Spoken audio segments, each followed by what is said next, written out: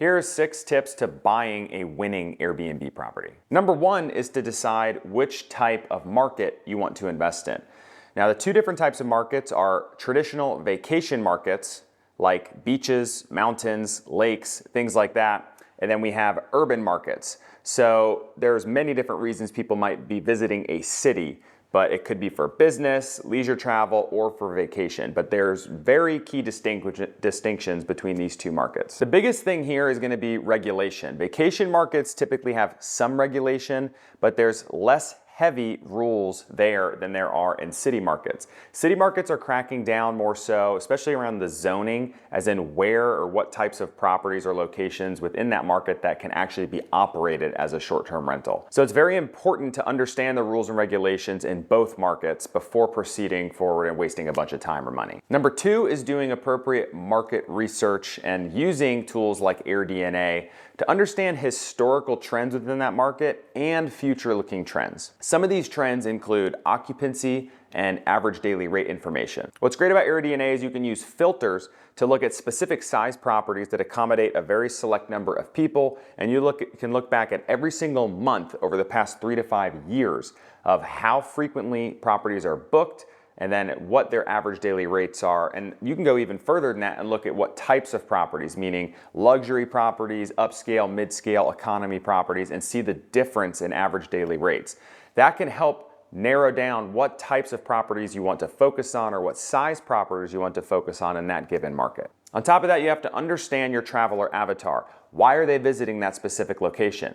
If it's a beach or a lake, are they looking to be as close as possible to the water? If they're visiting a city, are they looking to be walking distance from like local restaurants, local concert venues, sporting events, and things like that? Because location is going to be the first thing people look for. They're going to look in a very narrow scope on Airbnb or Vrbo, and then they're going to start looking at pricing and amenities and other things that properties have to offer, and they're going to expand from there. People are willing to pay for convenience on location. Number 3 is one of the most critical, and it is a very important part of my personal research and investment strategy, and that is going on the top property section on AirDNA. And when I go here, I can see the map on the right side, and I'm going to look for a few key things here.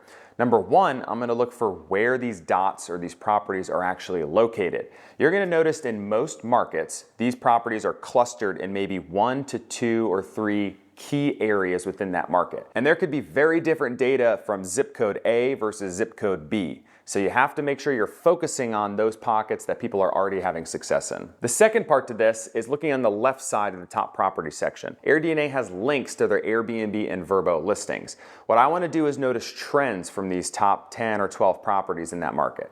I want to know not just where they're located, but what types of design do they have and what amenities do they provide guests? If I notice that all of them have pools and hot tubs, then that is going to be part of my search criteria for a new property. There's a reason these properties are already ultra successful, and you do not have to reinvent the wheel, so just mimic exactly what they're doing. Number 4 is to understand who your target audience is. Who do you actually want to be finding and booking your place? This can help you decide how many people you're trying to accommodate, because bachelorette and bachelor parties may be willing to squeeze 12 to 16 people in a 4-bedroom just for the sake of getting a cheaper place to stay, while families, everyone may want their own private room and bathroom. So make sure you keep that end in mind. Number 5 is to run an effective property investment analysis. You do not need to overcomplicate this. It really just comes down to a couple key components that can help you decide if this is going to be a profitable investment and if it's worth pursuing or not. Once you've narrowed down the specific market, type of property, you've run multiple investment analysis, and you have 2 to 3 that you're ready to pursue,